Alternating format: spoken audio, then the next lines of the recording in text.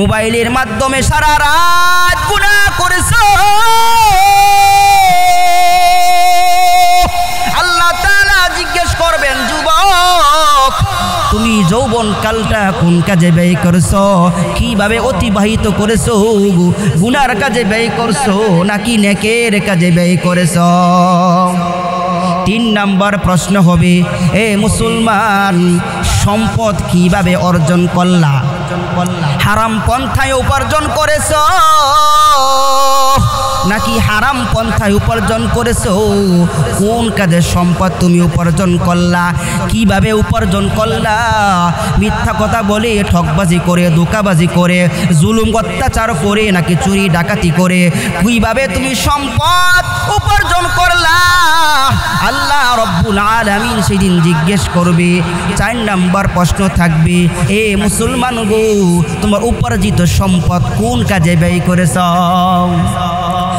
আল্লাহর দ্বীনের পথে সম্পদ ব্যয় করছো কিনা, মসজিদে দান করছো কিনা, মাদ্রাসায় দান করছো কিনা, গরিবের হক আদায় করছো কিনা, নাকি পূজা মণ্ডপে, যাত্রার প্যান্ডেলে, কনসার্টের মধ্যে তুমি সম্পদ ব্যয় করছো। আল্লাহ তাআলা সেদিন জিজ্ঞেস করবে, মুসলমান উপার্জিত সম্পদ কোন কাজে ব্যয় করেছো। এ মুসলমান 5 নাম্বার প্রশ্ন হবে, যতটুকু জানছো ইলম শিখছো এই অনুযায়ী আমল করছো কিনা, নামাজ সম্পর্কে জানছো, রোজা সম্পর্কে জানছো, হজ সম্পর্কে জানছো, হারাম হালাল সম্পর্কে জানছো, পর্দা সম্পর্কে জানছো, ঈমান সম্পর্কে জানছো, সুন্নত সম্পর্কে জানছো, ওই জানা অনুযায়ী আমল করছো কিনা আল্লাহ জিজ্ঞেস করবেন। এরে মুসলমান,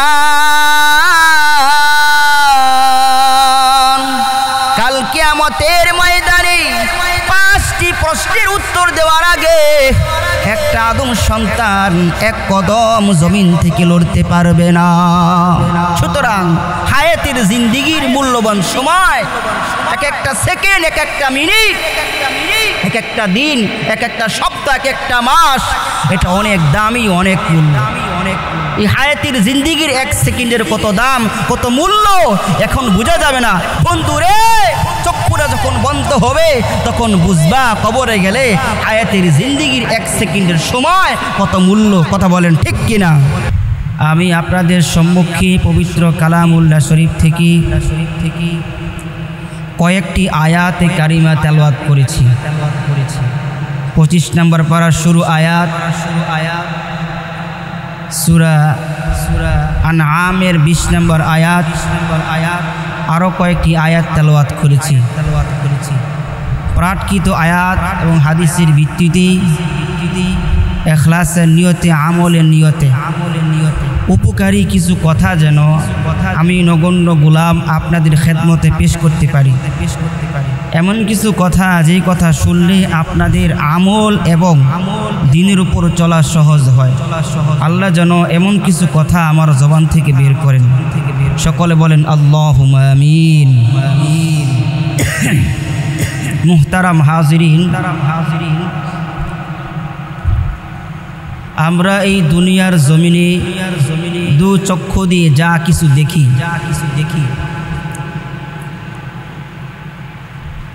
আসমান এবং জমিনের উপরে গাছপালা, তরুলতা, পাহাড় পর্বত, নদী নালা, খাল বিল, বাড়িঘর, যা কিছু দেখি এগুলো সব একদিন ধ্বংস হয়ে যাবে, কিছুই থাকবে না।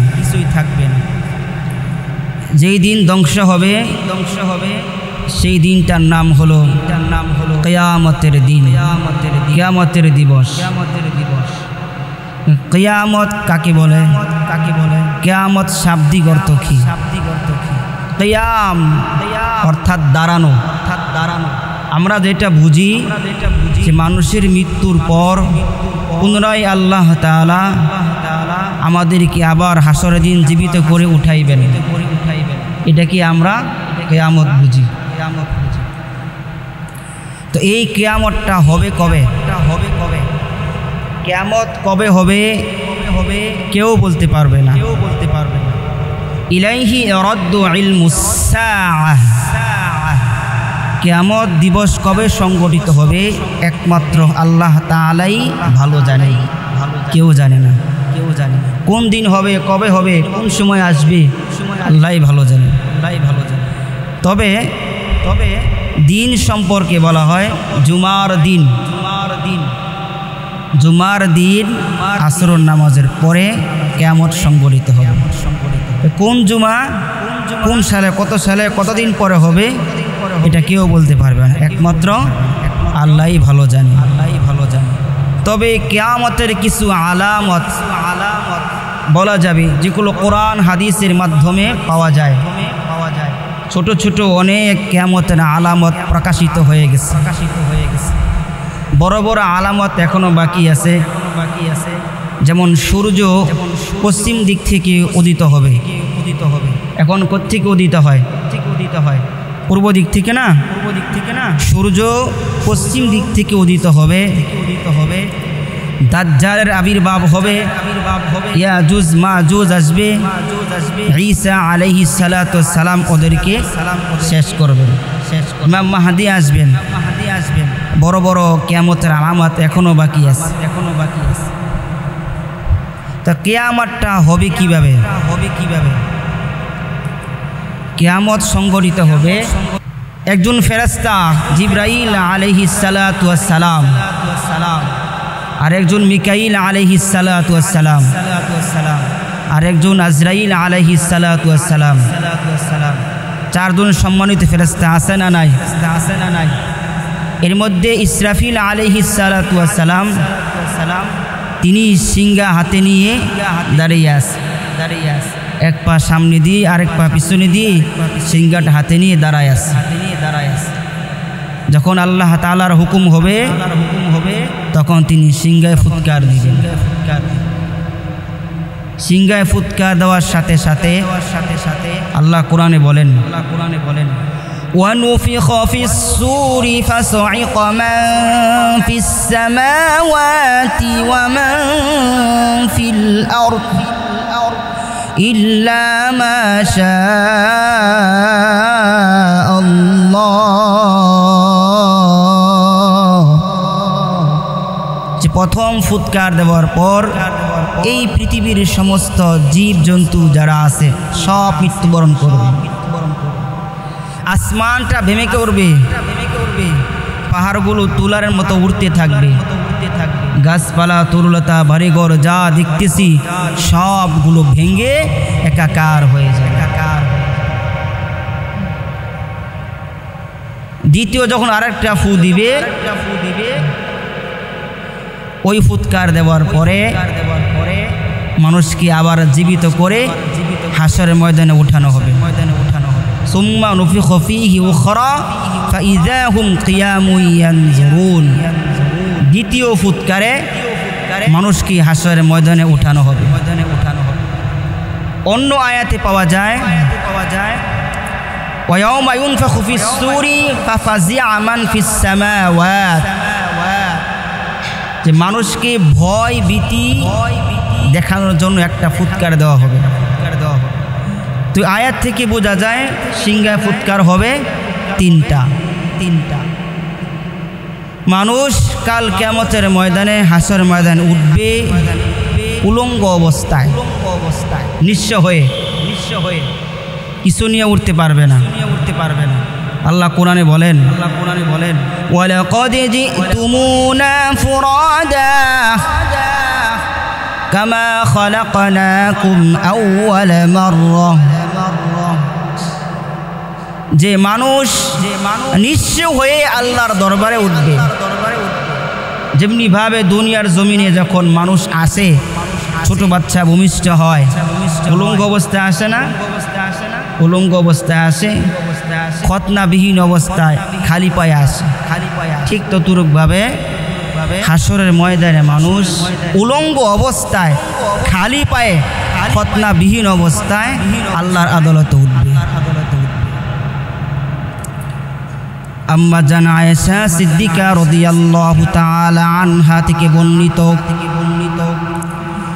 আল্লাহর পয়গম্বর বলেন, কাল কিয়ামতের দিন দুনিয়ার সমস্ত মানুষগুলা উলঙ্গ অবস্থায় আল্লাহর আদালতে উঠবে। আম্মা জান আয়েশা বলেন, ও পয়গম্বর, নারী পুরুষ একসাথে উঠবে, একে কি অপরের দিকে তাকাইবে নাকি? একে অন্যের দিকে তাকাইবে না। পয়গম্বর বলেন, আয়েশা রে, কিয়ামতের ময়দানটা এত ভয়াবহ হবে, এত কঠিন মুহূর্ত হবে, আয়েশা মানুষ কে পুরুষ কে নারী কেউ কারো দিকে তাকানোর সুযোগ থাকবে না। মানুষ ভাই ভাইকে চিনবে না, স্বামী স্ত্রীকে চিনবে না, মা সন্তানকে চিনবে না, সন্তান মাকে চিনবে না, কেউ কাউকে পরিচয় দিবে না। সকলেই যার যার চিন্তা পেরেশানি, শরীর থেকে গাম বের হবে, এমন গাম বের হবে শরীরের গামের মাধ্যমে কারো কোমর পর্যন্ত গাম হয়ে যাবে, কারো বুক পর্যন্ত গাম হবে, কারো আবার কানের লতি পর্যন্ত গাম হবে। ওই নিজের গামের মধ্যে সবাই নিজে নিজে হাবুডুবু খাইতে থাকবে। ও আয়েশা,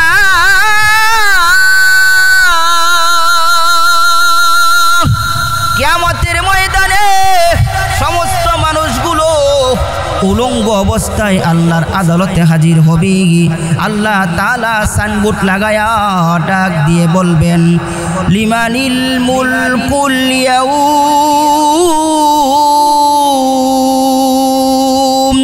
লিল্লাহিল ওয়াহিদিল কাহ্হার। আল্লাহ তাআলার কুদরতের আওয়াজের কারণে হাসরের ময়দানটা থরথর করে কাঁপতে থাকবে, মানুষগুলো পাগলের মতো হয়ে যাবে। আল্লাহ তাআলা সূর্যকে ডাক দিবে, ও সূর্য, কোথায় নিচে নাম, তোর যত পাওয়ার আছে সব তাপগুলো জমিনের দিকে ছেড়ে দে। সূর্য তাপ জমিনের দিকে ছেড়ে দিবে, জমিনটা তামার মতো হয়ে যাবে। মানুষের মাথার মগজগুলো বাতের মারের মতো টকবক টকবক করতে থাকবে।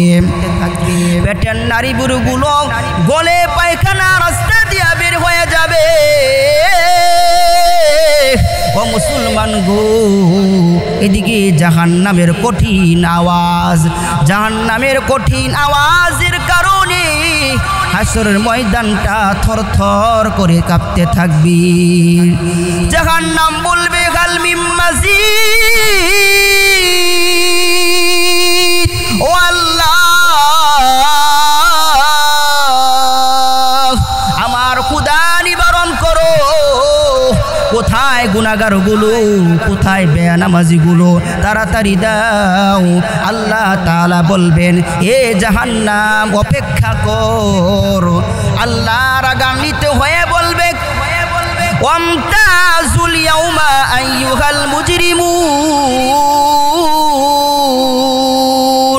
গুনাহগারেরা আজকে পৃথক হয়ে যাও, নেককার থেকে গুনাহগারেরা আলাদা হয়ে যাও। আরে আয়েশা, একদিকে জাহান্নামের গরম, অপরদিকে সূর্যের তাপ। এত তাপ এত গরমের মধ্যে ওই দিন নিষ্পাপ মাসুম নবীরাও ইয়া নাফসি বলতে থাকবে। নিষ্পাপ নবীরা বলবে, আল্লাহ আমাদেরকে বাঁচাও, আল্লাহ গো আমাদেরকে রক্ষা করো। ও আয়েশা, নিষ্পাপ মাসুম নবীরাও ওই দিন ইয়া নাফসি বলতে থাকবে, ইয়া নাফসি বলতে থাকবে। নবীরা সেদিন উম্মত বলে যাবে, নূহ নবী উম্মত বলে যাবে, ইয়া নাফসি বলতে থাকবে। ইব্রাহিম পয়গম্বর উম্মত বলে যাবে, ইয়া নাফসি বলতে থাকবে। মুসা পয়গম্বর উম্মত বলে যাবে, ইয়া নাফসি বলতে থাকবে। ঈসা পয়গম্বর উম্মত বলে যাবে, ইয়া নাফসি বলতে থাকবে। আয়েশা রে, আমি মায়ার নবী ওই দিন ইয়া নাফসি বলবো না। আল্লাহু আকবার বলেন। ও মুসলমান গো, মায়ার নবী সেই দিন ইয়া নাফসি বলবে না। নবী সেই দিন বলবে উম্মতি উম্মতি উম্মতি উম্মতি বলে ডাকবে। আল্লাহর পয়গম্বর বলবে, কই আমার উম্মতেরা,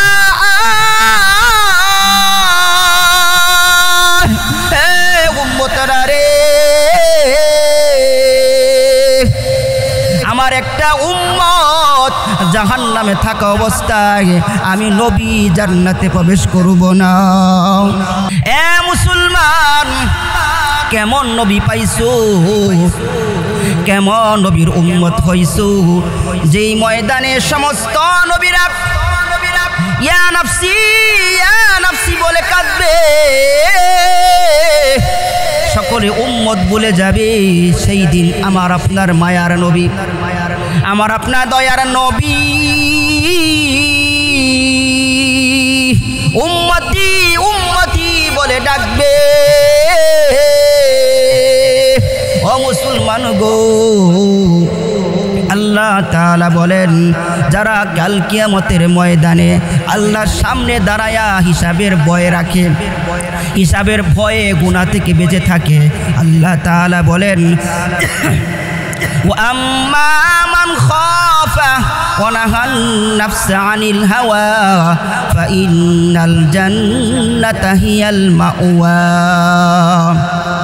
যে ব্যক্তি হাসরের ময়দানে আল্লাহ তাআলার সামনে দাঁড়ায়া হিসাব দেওয়ার ভয় রাখে, এই ভয়ে গুনাহ থেকে বেঁচে থাকে, তার ঠিকানা হলো জান্নাত। এ মুসলমান,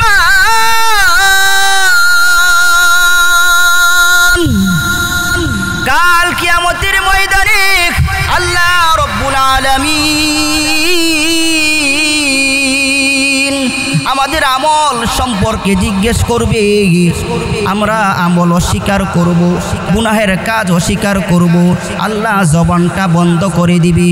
আল্লাহ তাআলা বলেন, আল ইয়াউমা নাখতিমু আলা আফওয়াহিহিম ওয়া তুকাল্লিমুনা আইদিহিম ওয়া তাশহাদু আরজুলুহুম বিমা কানু ইয়াকসিবুন।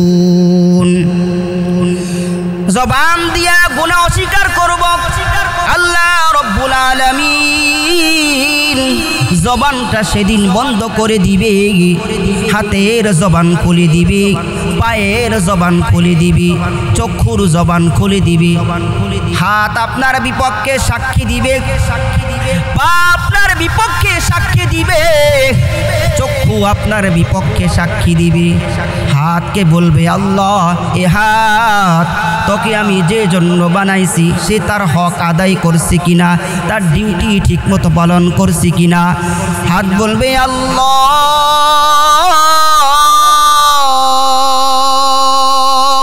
তোমার বান্দা এই হাত দিয়া তার হক আদায় করে নাই, তার ডিউটি পালন করে নাই।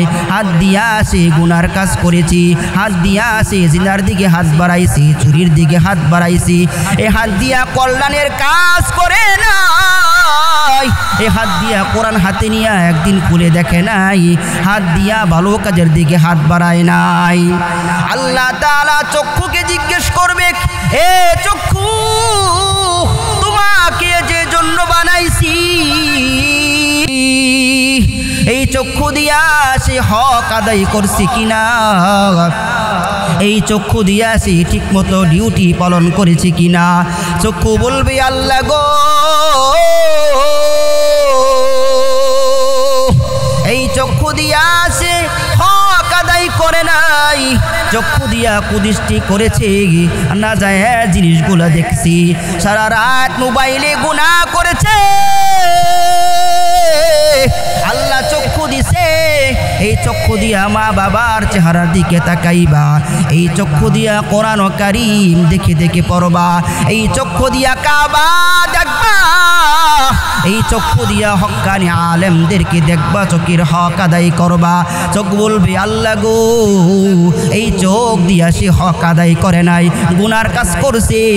ও মুসলমান, তোমার চোখ, তোমার হাত, তোমার পা তোমার বিপক্ষে সাক্ষী দিবি।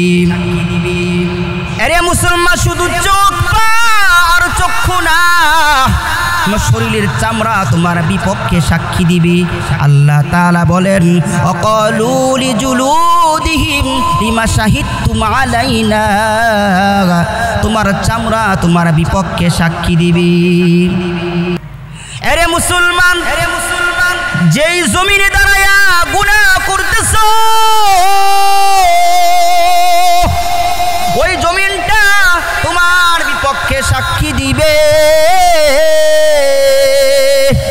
জমিনের জবান আল্লাহ খুলে দিবেন। জমিন ইয়াউমা ইযিন তুহাদ্দিসু আখবারহা, জমিন সাক্ষী দিবে আল্লাহ আমার উপর দাঁড়াইয়া তোমার বান্দা মিথ্যা কথা বলেছিল, আমার উপর দাঁড়াইয়া সে চুগলখড়ি করেছিল, আমার উপর দাঁড়াইয়া মানুষকে ঠকাইছিল, আমার উপর দাঁড়াইয়া ঠকবাজি করেছিল, আমার উপর দাঁড়াইয়া চুরি ডাকাতি করছিল, আমার উপর দাঁড়াইয়া মিশা পান করেছিল।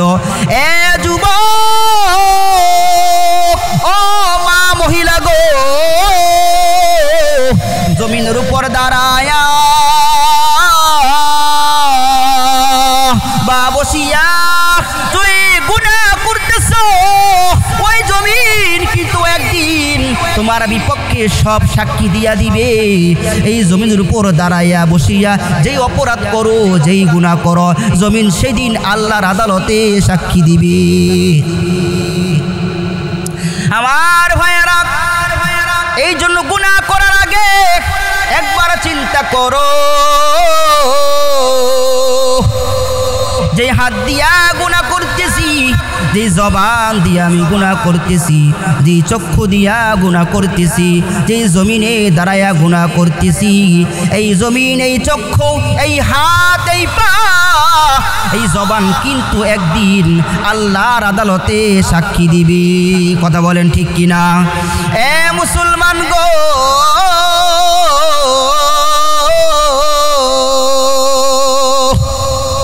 আব্দুল্লাহ ইবনে মাসউদ রাদিয়াল্লাহু তাআলা আনহু থেকে বর্ণিত, পয়গম্বর বলেন, কাল হাসরের ময়দানে আদম সন্তানকে 5টা প্রশ্ন করা হবে। 5টা প্রশ্নের উত্তর দেওয়ার আগ পর্যন্ত একটা আদম সন্তান এক কদম লড়তে পারবে না। কয়টা প্রশ্ন? জোরে বলেন, কয়টা প্রশ্ন? ঘুমাইতেছেন নাকি? জোরে বলেন, কয়টা প্রশ্ন? আরে মুসলমান, হাসরের ময়দানে প্রতিটা আদম সন্তানকে 5টা প্রশ্ন করা হবে। 5টা প্রশ্নের জবাব দেওয়ার আগ পর্যন্ত কোনো মুসলমান এক কদম লড়াচড়া করতে পারবে না। 1 নাম্বার প্রশ্ন হবে, হায়াতের জিন্দেগির মূল্যবান সময় কোন কাজে ব্যয় করছো? সকাল বিকাল দুপুর রাত্র মালিকের ইবাদত করছো নাকি গুনার কাজ করছো? চা দোকানে বৈশা কাটাইছো নাকি বাজারে আড্ডা দিয়া কাটাইছো? নাকি নাচ গান টিভি দেখছো নাকি মোবাইল দেখছো? কি গুনাহ করে হায়াতের জিন্দেগির মূল্যবান সময় কাটাইছো? আল্লাহর কাছে হিসাব দেওয়া লাগবে। 2 নাম্বার প্রশ্ন হবে, এ যুবক, যৌবনকালটা কোন কাজে ব্যয় করছো?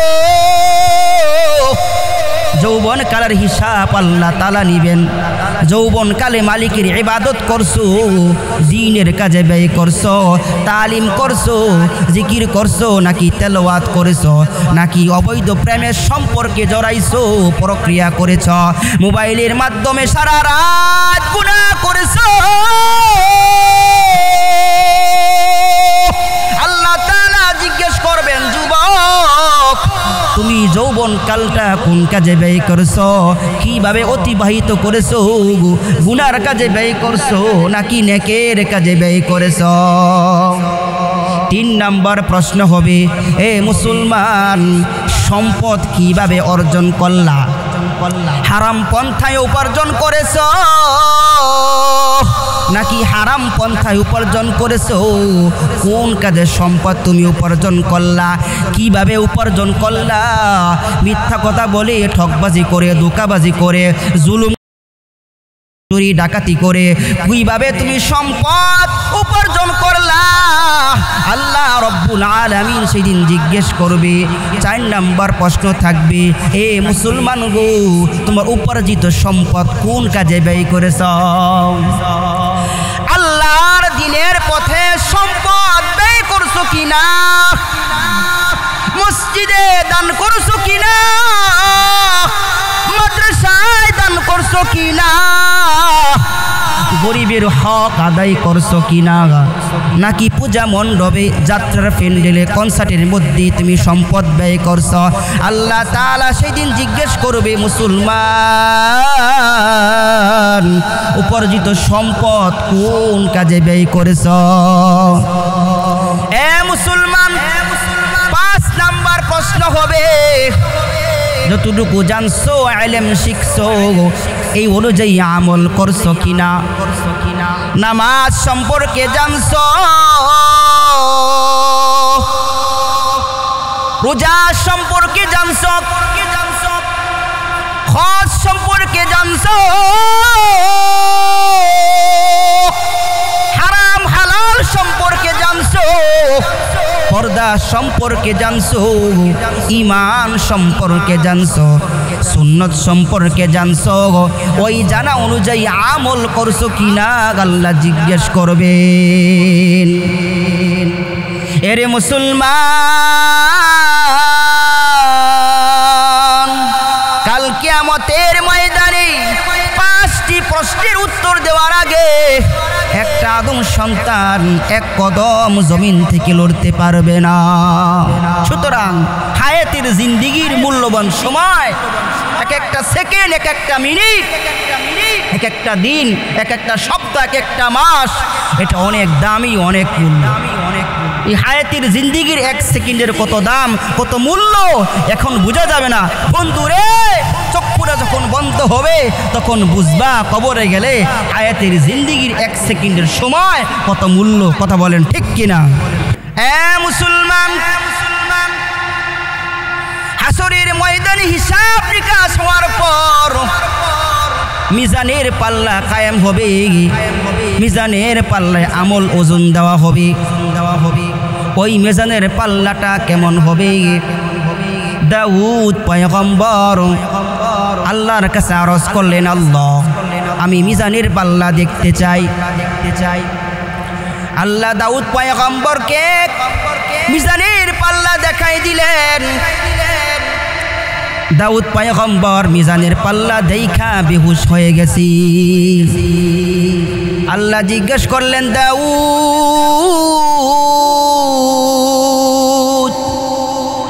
মিজানের পাল্লা দেখা বেহুশ হয়ে গেলা কেন? দাউদ পয়গম্বর বলে, মাবুদ গো, এত বড় মিজানের পাল্লা, এক একটা পাল্লা 7 আসমান 7 জমিন, যদি এক পাল্লায় রাখা হয় একটা পাল্লা ভরপুর হবে না। আল্লাহ, নেকির পাল্লাটা আরশের ডান দিকে, বদির পাল্লাটা আরশের বাম দিকে। মাবুদ গো,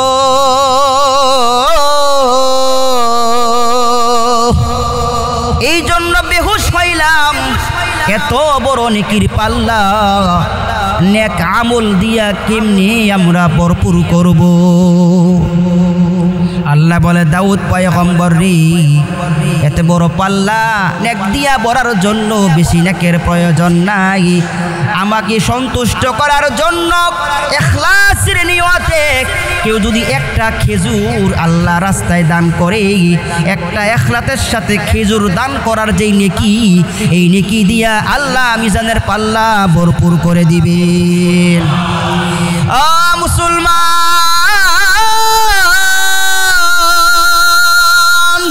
বুখারী শরীফের প্রথম হাদিস, ইন্নামাল আ'মালু বিন্নিয়াত, নিয়তের উপর নির্ভর করে সমস্ত আমল। নিয়ত সহি রাইখা আখলিস দীনাকা ইয়াকফিকাল আমালুল কলিল, অল্প আমল করো, অল্প আমলেই নাজাতের জন্য যথেষ্ট হবে। নিয়ত খালিস রাখো একমাত্র আল্লাহকে সন্তুষ্ট করার জন্য। নেক আমল যদি করো তাহলে ছোট্ট আমলের মাধ্যমেই মিজানের পাল্লা ভারী হয়ে যাবে। কিতাবের শুরুতে নিয়তের হাদিস, আবার বুখারী শরীফের শেষের হাদিস হলো সুবহানাল্লাহি ওয়া বিহামদিহি সুবহানাল্লাহিল আযীম, সুবহানাল্লাহি ওয়া বিহামদিহি সুবহানাল্লাহিল আযীম, সাকিলাতান ফিল মিজান, মিজানের পাল্লা ভারী করে দেয়। ছোট্ট একটা শব্দ, ছোট্ট একটা কালিমা, সুবহানাল্লাহি ওয়া বিহামদিহি সুবহানাল্লাহিল আযীম, এই ছোট্ট কালিমাটা মিজানের পাল্লা ভারী করে দেয়। এ বন্ধু তখনই ভারী হবে যখন ইখলাসের সাথে মালিককে সন্তুষ্ট করার জন্যই আমলটা হবে। লক্ষ লক্ষ টাকা, লক্ষ টাকার সম্পদ তুমি ব্যয় করলা, কিন্তু সন্তুষ্টি ছিল মালিকের না।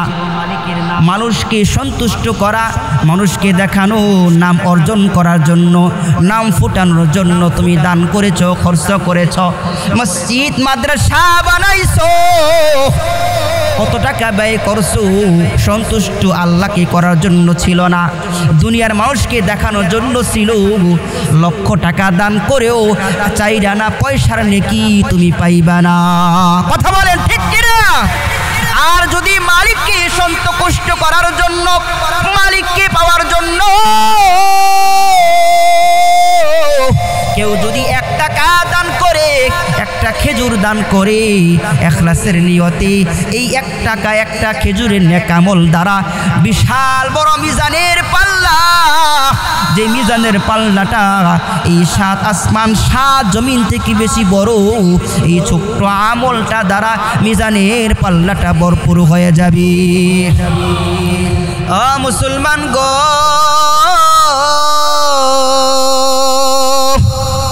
এই জন্য বলে যাই, হায়াতের জিন্দেগির মধ্যে কত আমল করি সকাল সন্ধ্যা, কথা বলেন ঠিক কিনা? কত জিকির করি, তেলাওয়াত করি, নামাজ পড়ি, দান সদকা করি, ভালো কথা বলি, সৎ পথে চলি। ও দোস্ত, ওই আমলগুলো যেন মালিককে সন্তুষ্ট করার জন্য হয়, ইখলাস রেখে আমলটা হয়। ইখলাস যুক্ত আমল আল্লাহর কাছে বড় গ্রহণযোগ্য। ইখলাসবিহীন আমল খুদা ভালোর মতো মনে করে, কিছুই না, আল্লাহর কাছে কোনো দাম নাই। আর ইখলাস আছে, ইখলাস জিনিসটা কি? আমি আল্লাহর জন্যই করতেছি, আল্লাহকে সন্তুষ্ট করার জন্যই করতেছি, একটা মনোভাব, এই নিয়ত নিয়ে সামনে আগানো, আমল করা, এর নাম হলো ইখলাস। আমার ভাইরা, আমি যে কথা বলতেছিলাম, প্রথম কথা হচ্ছে যে কাল কিয়ামতের ময়দানে আল্লাহর সামনে দাঁড়াইয়া হিসাব দেওয়ার ভয় যার অন্তরে থাকবে, এই ভয়ে যে গুনাহ থেকে বিরত থাকবে, ফাইনাল জান্নাত হিয়াল মাওয়া, তার ঠিকানা হবে জান্নাত। যে কোনো কাজ করেন একটু ভাববেন যে আমাকে তো কাল কিয়ামতের ময়দানে আল্লাহর সামনে দাঁড়ায়া হিসাব দেওয়া লাগবে। আর হিসাব দিয়ে কেউ জান্নাতে যেতে পারবে। এই জন্য বলেন আল্লাহুম্মা হাসিবিনি, সবাই বলেন আল্লাহুম্মা হাসিবিনি হিসাবান ইয়াসীরা, আল্লাহুম্মা হাসিবিনি হিসাবান ইয়াসীরা। আল্লাহ গো তুমি হিসাবটা সহজ করে দিও, সহজ করে দিও। এই ভয় রাখবে অন্তরে, ভয় রাখতে হবে, তাহলেই আল্লাহ, এই ভয় থাকলেই গুনাহ থেকে বাঁচা সহজ হবে, তখনই ঠিকানা হবে জান্নাত। আর 5টি প্রশ্ন করা হবে হাসরের ময়দানে। কয়টি? হায়াতের জিন্দেগি কোথায় কাটাইছে? এ মুসলমান, প্রতিটি সকাল, প্রতিটি বিকাল, প্রতিটি রাত্র, প্রতিটি দুপুর, প্রতিটি সেকেন্ড, প্রতিটি মিনিট, প্রতিটি ঘন্টা, প্রতিটি দিন, প্রতিটি সপ্তাহ, প্রতিটি মাস, প্রতিটি বছর আমাকে আল্লাহর দরবারে হিসাব দেওয়া লাগবে। এমন কি বলে তুমি একটা গাছের ছায়ার নিচে বসছো, একটু ছায়া নিছো, আরাম বোধ করছো, এখানে বসে তুমি কি করলা? ভালো কাজ করছো না মন্দ কাজ করছো? এই সেওয়াই দিয়ে বসলা, সেয়াটা কে দিছে? আল্লাহ দিচ্ছে না? এখানে বসছি, বাতাস কে দিচ্ছে? আল্লাহ দিচ্ছে। এই যে আরাম বুক করছি, সেওয়া নিচ্ছি, বাতাস খাচ্ছি, অক্সিজেন নিচ্ছি, এটা ওরা হিসাব দেওয়া।